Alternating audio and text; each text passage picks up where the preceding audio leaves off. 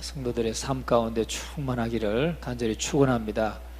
오늘 이 말씀을 가지고 사탄의 화살, 하나님의 화살, 이런 제목으로 함께 말씀을 나누고자 합니다.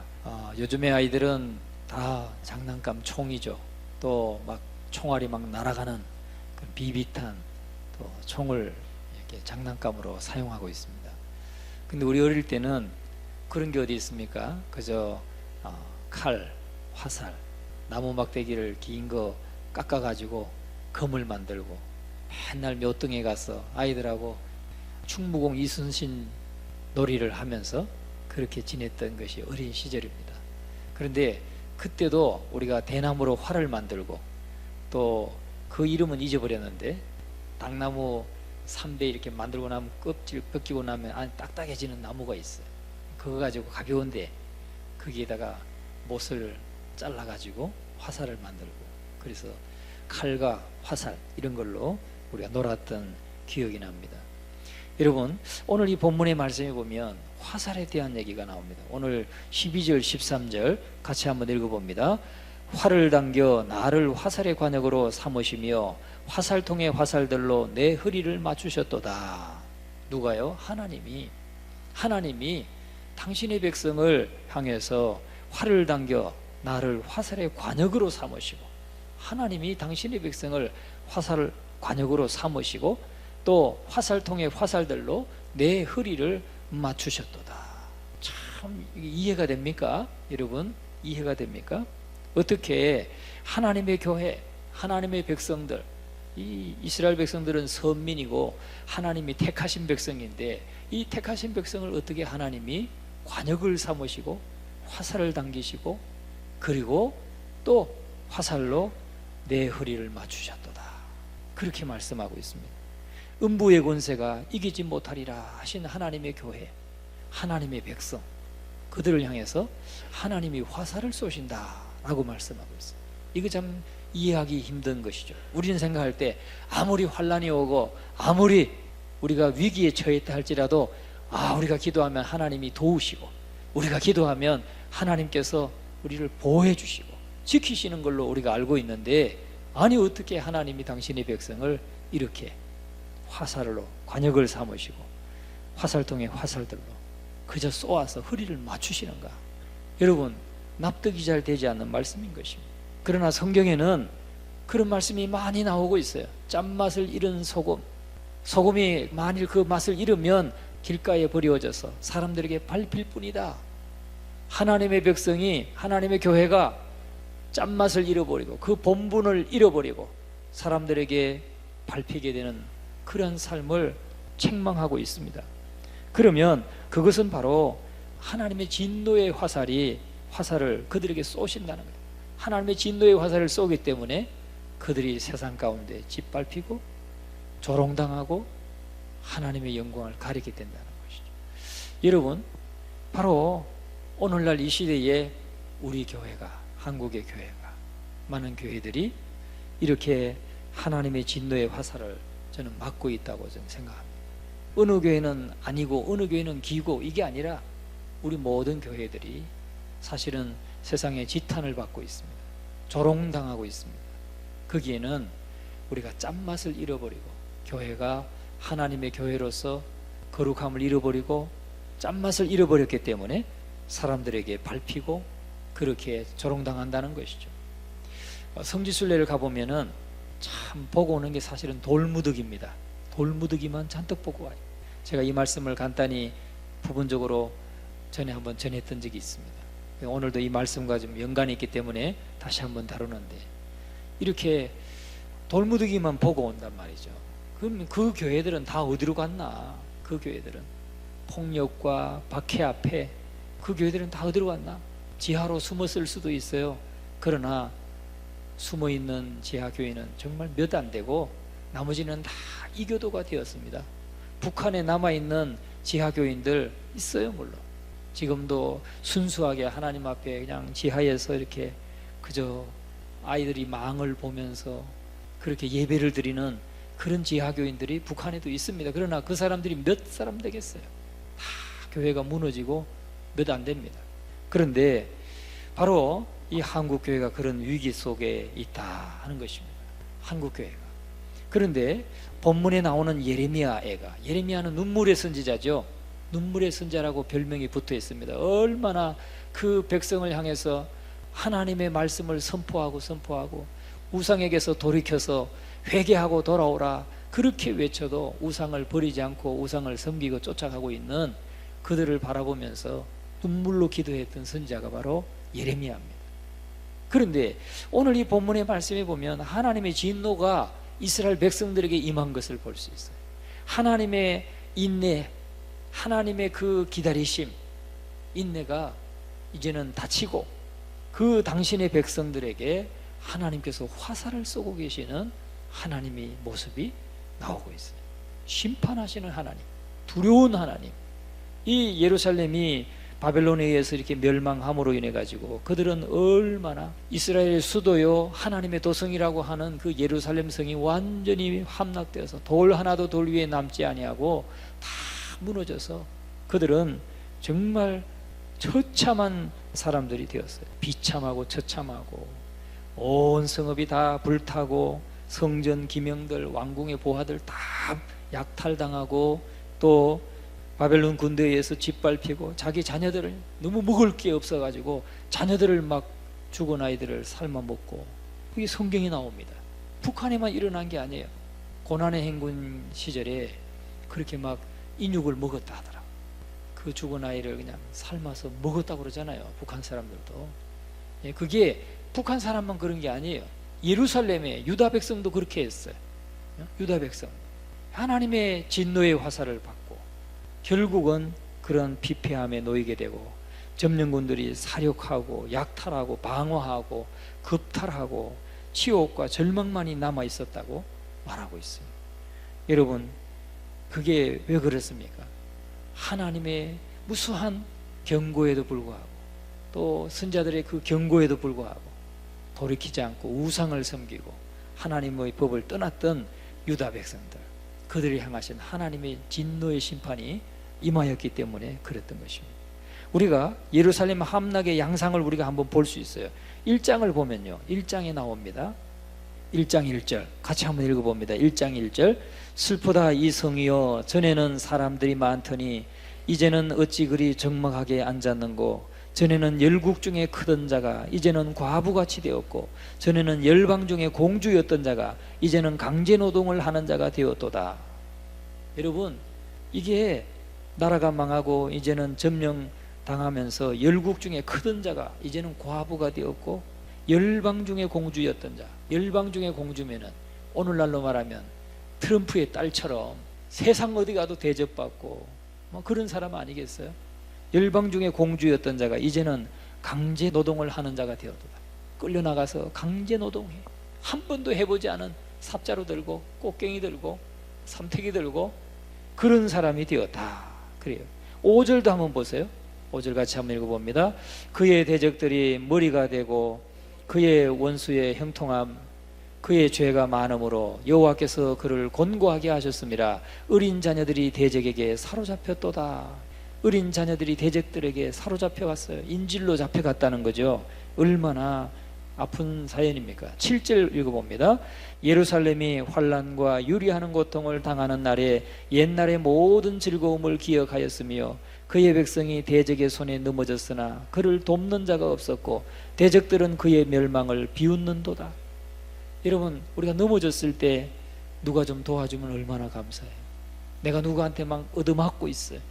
그런데 누군가가 와가지고 아유 그러지 말라고, 왜 약한 사람 건드리냐고 막아주면 얼마나 그게 감사하고 그 사람 고맙게 여깁니까? 그런데 이렇게 대적의 손에 넘어졌으나 지금 얻어맞고 쓰러졌는데 그를 돕는 자가 없었고 대적들은 그의 멸망을 비웃는도다. 누가요? 하나님의 백성이 지금 얻어맞고 전쟁을 당하고 침략을 당하고 함락되고 완전히 멸망해가지고 누가 도와주기를 바라지만 도와주는 자가 없었다 하는 것이죠. 15절을 같이 한번 읽어봅니다. 주께서 내 영토한 나의 모든 용사들을 없는 것 같이 여기시고 성회를 모아 내 청년들을 부수시며 처녀딸 유다를 내 주께서 술틀에 밟으셨도다. 처녀딸 유다를 내 술틀에 밟으셨도다. 누가요? 내 주께서 술틀에 놓고 밟으셨대. 아니 누가 밟아요? 주님이, 하나님이 그것도 당신의 백성 중에 처녀딸 곱디고 온 처녀딸을 술틀에 넣고 밟으신다는 거예요. 얼마나 이게 비참한 상황을 그리고 있는 것입니까? 예루살렘이 함락을 당하고 그 슬픔을 지금 이렇게 노래하고 있는 것입니다. 또 우리가 2장 2절로 한번 가봅니다. 2장 2절 같이 한번 읽어봅니다. 주께서 야곱의 모든 거처들을 삼키시고 긍휼히 여기지 아니하셨으며 노하사 딸 유다의 견고한 성체들을 흠으로 땅에 엎으시고 나라와 그 지도자들을 욕되게 하셨도다. 욕되게 하셨도다. 그냥 읽기만 해도 얼마나 이게 그 전해집니까?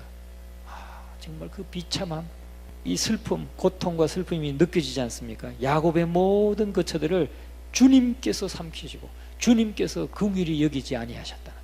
여러분, 우리 하나님은 사랑의 하나님이기도 하지만 우리 하나님은 진노하시는 하나님, 공의의 하나님이신 것을 여러분 믿으시기를 주의 이름으로 축원합니다.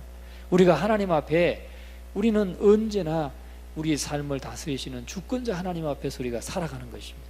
하나님은 언제나 사랑만 가지고 한없이 기다리시는 하나님이 아니고, 하나님의 그 사랑의 때가 지나가면, 공의의 때가 임하면 그때는 이렇게 긍휼히 여기지 않는다는 거예요. 긍휼히 여기지 않습니다. 또 2장 5절을 한번 봅니다. 시작. 주께서 원수같이 되어 이스라엘을 삼키셨으며 그 모든 궁궐들을 삼키셨고 견고한 성들을 무너뜨리사 딸 유다의 근심과 애통을 더하셨도다. 딸 유다에게 근심과 애통을 더하셨다. 2장 7절에 가면은 여호와께서 자기 제단을 버리시고 자기 성소를 미워하셨다. 7절 같이 한번 읽어봅니다. 여호와께서 또 자기 제단을 버리시며 자기 성소를 미워하시며 궁전의 성벽들을 원수의 손이 넘기셨으며 그들이 여호와의 전에서 떠들기를 절기의 날과 같이 하였도다. 아니, 하나님이 하나님의 성소를 버리셔요. 자기 제단을 버리셔요. 하나님의 성소를, 자기의 성소를 미워하셔요. 왜? 하나님 앞에 제사하고 예배한다고 하면서 여전히 우상을 쫓고 섬기고 불법을 자행하고 하나님의 말씀을 떠나서 살아가고 있는 그 유다 백성들, 그 가증한 삶을 보시면서 하나님이 자기 제단을 버리셔요. 그러니까 우리 대한민국에 지금 약 5만 개 가까이 교회가 있다고 하는데, 여러분, 북한은 다 무너졌습니다. 저 중동에 다 무너졌습니다. 유럽이 다 무너졌습니다. 유럽도 겨우 뭐 한 200~300명 되면 가장 큰 교회예요. 보통은 100명 미만이라는 거예요. 여러분, 왜 그렇습니까? 하나님의 경고를 무시하고 그 신앙을 후세들에게 전수하는 것을 실패하고 자녀들을 그냥 우상 다루듯이 그냥 오냐오냐 하면서 키우다 보니까 그 후손들은 다 하나님 떠나고 지금 이제 남아있는 사람들은 어른들만 몇 사람밖에 없다는 거죠. 여러분, 뿐만 아니고 또 4장에 가면은 여호와께서 시온의 불을 지르사 그 틀을 사르시고 대적들이 시온에서 부녀들을, 유다 각 성읍에서 처녀들을 욕보였다 그랬어요. 5장 11절에 가면 대적들이 부녀들과 처녀들을 욕보이고, 얼마나 이게 비참한 삶입니까? 그런 삶이 언제 이루어지느냐? 하나님의 교회가, 하나님의 백성이 짠맛을 잃어버리고 본분을 잃어버리고 말씀을 떠나고 여호와를 경외하는 삶에서 떠나니까 그런 삶을 하나님께서 허락하시는데 막을 방법이 없다는 거죠. 하나님의 진노가 임하니까 이건 막을 방법이 없어요. 하나님이 긍휼히 여기지 않으셨다, 그렇게 말씀하고 있어요. 여러분, 우리나라에도 지금 5만 개 교회가 있다고 하지만 우리 하나님 앞에서 경성해야 될 줄로 믿습니다.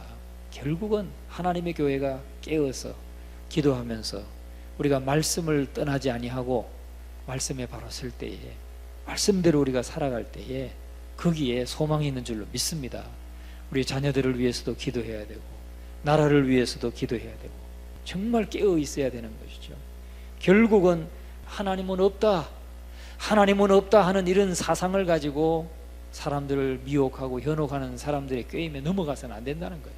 우리는 신앙을 굳게 지키고 또 우리가 이 신앙을 바르게 세워가야 된다는 것을 우리에게 말씀해 주고 있습니다.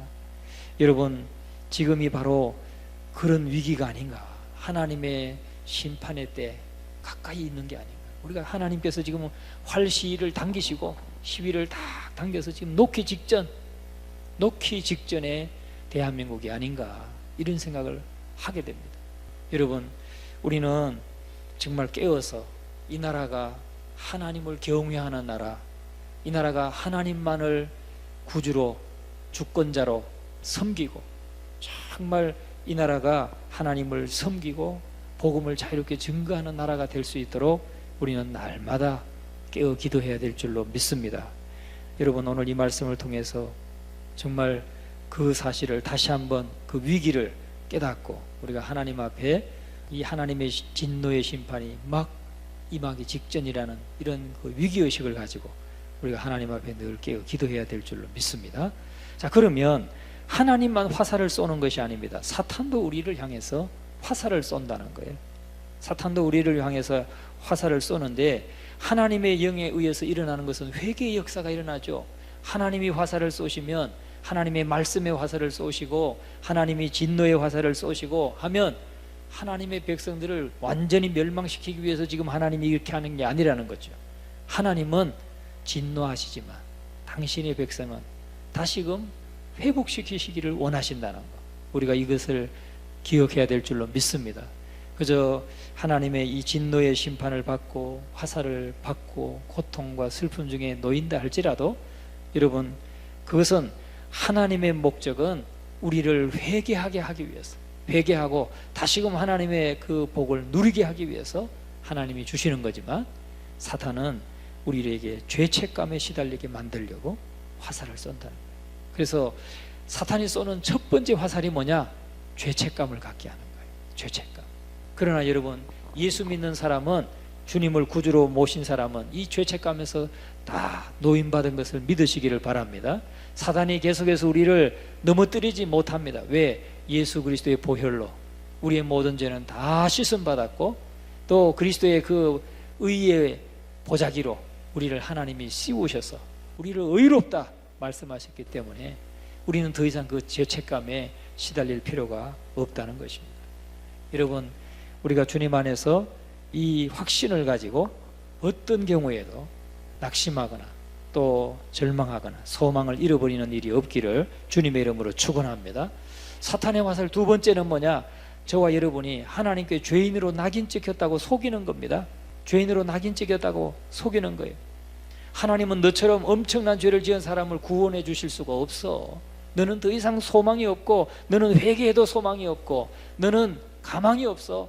이런 마음을 갖게 하는 게 사탄이 두 번째 주는 화살이라는 거예요.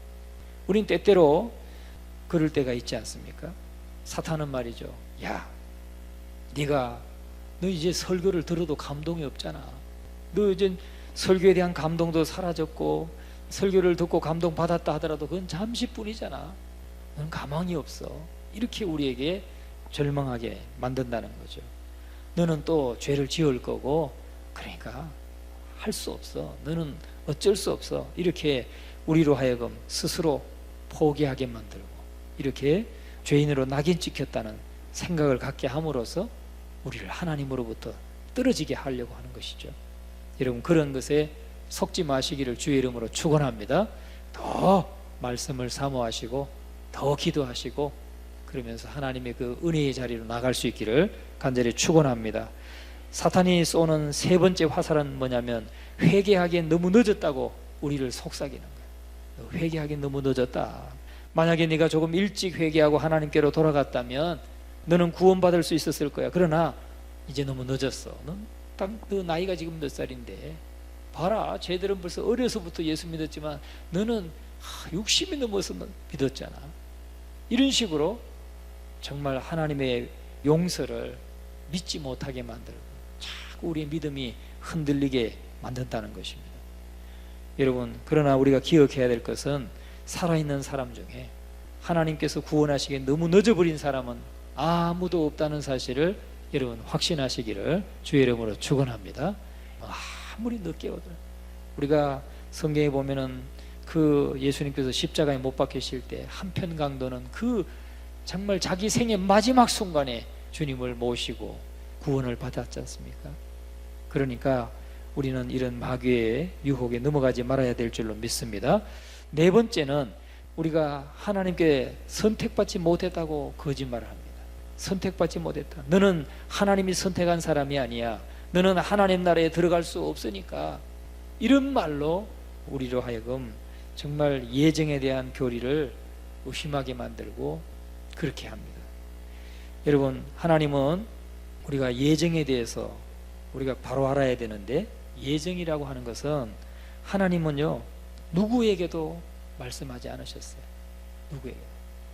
예수님께도 말씀하지 않으셨어요. 물론 예수님은 아시겠죠. 삼위일체 하나님은 아시겠죠. 그러나 그날과 그때, 예수님께서 다시 오시는 그날과 그때만큼은 예수님께도 말씀 안 하신 게 있잖아요. 주님도 그랬어요. 나도 모른다. 오직 아버지만 아신다. 그랬어요. 그런데 이 예정에 대해서만큼은 사단이 알 수가 없어요. 왜? 우리도 알 수 없고 사단도 알 수 없어요. 그러니까 예수 믿기까지는 우리가 확인이 안 되는 거예요. 예수 믿지 않은 사람은 이 사람이 하나님이 예정하셨는지 안 하셨는지 우리가 알 수 없는 거예요. 그러니까 우리는 무조건 전해야 되는 사명이 있는 것이고, 그러나 하나님이 예정하신 사람은 반드시 구원받게 된다는 것이 하나님의 약속의 말씀인 것입니다. 우리는 이 말씀을 의지해서 정말 하나님 앞에 우리가 전도의 사명을 끝까지 감당해야 될 줄로 믿습니다. 그리고 다섯 번째, 사단이 쏘는 화살은 뭐냐? 우리의 믿음을 흔들어 놓고 기도를 방해한다는 거예요. 자꾸 하나님에 대한 믿음을 흔들어서 기도를 방해, 하나님을 의심하게 만들고, 내가 아무리 기도해봤자 아무 소용없어. 기도는 오랜 시간 해야 되는데 너는 기도도 뭐 별로 하는 게 없잖아. 그래서 기도에 대해서 하나님에 대한 믿음을 자꾸 흔들어 가지고 믿음을 갖지 못하도록, 기도하지 못하도록 사단은 우리에게 화살을 쏜다는 사실입니다. 이렇게 죄책감과 또 너는 하나님으로부터 죄인으로 낙인 찍혔다고 하고, 또 회개하긴 너는 너무 늦었다고 하고, 하나님의 선택받지 못했다고 거짓말을 하고, 우리의 믿음을 흔들어서 기도하지 못하게 하는 것이 바로 사단의 쏘는 화살이다. 여러분, 그런 마음이 들 때마다 이건 사단이 주는 생각이고 사단이 지금 나를 공격하는 것이다 라고 여러분 확신하실 수 있기를 주님의 이름으로 축원합니다. 그런데 하나님은 말씀을 통해서 우리에게 또 말씀으로 우리를 격려하시죠. 사단이 이런 모든 화살을 다 막아낼 수 있도록 하나님이 나를 지켜보고 계신다 하는 이 믿음을 하나님이 제일 먼저 주셔요. 그런데 그 믿음이 뭐냐? 하나님이 우리에게 쏘시는 거예요. 물론 하나님이 우리를 심판하실 때도 화살을 쏘지만 하나님은 말씀을 통해서 우리를 쏘세요. 하나님이 이 강단에서 선포되는 말씀이 우리의 심령에 우리의 필요한 말씀으로 화살로 우리에게 와서 이런 사단이 주는 많은 유혹과 미혹들을 다 떨쳐버릴 수 있도록 말씀으로 우리에게 쏜다는 것, 여러분 확신할 수 있기를 주님의 이름으로 축원합니다.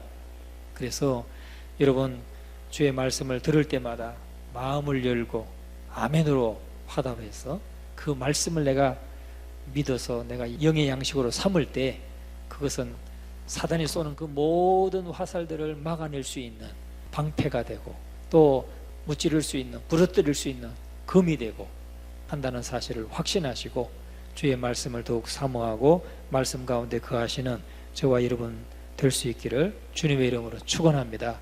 오늘 이 밤에 우리가 기도할 때에 하나님, 우리 민족에게 향하신, 이 나라에 향하신 하나님의 그 진노의 심판 거두어 주시고, 정말 하나님 우리에게 다시금 기회를 주시고 우리 한국교회가 회개하게 하시고 우리 민족이 회개하게 하시고, 그래서 하나님 앞에 바로 설 수 있도록 그것을 위해서 기도할 수 있기를 간절히 바랍니다. 지금 우리 나라의 정치 상황 자체가 바로 이 진노의 심판과 화살을 맞기 직전에 지금 그 상황이다 하는 이런 영적인 인식과 분별력을 가지고 우리가 그 심각성을 가지고 오늘 함께 기도할 수 있기를 간절히 축원합니다.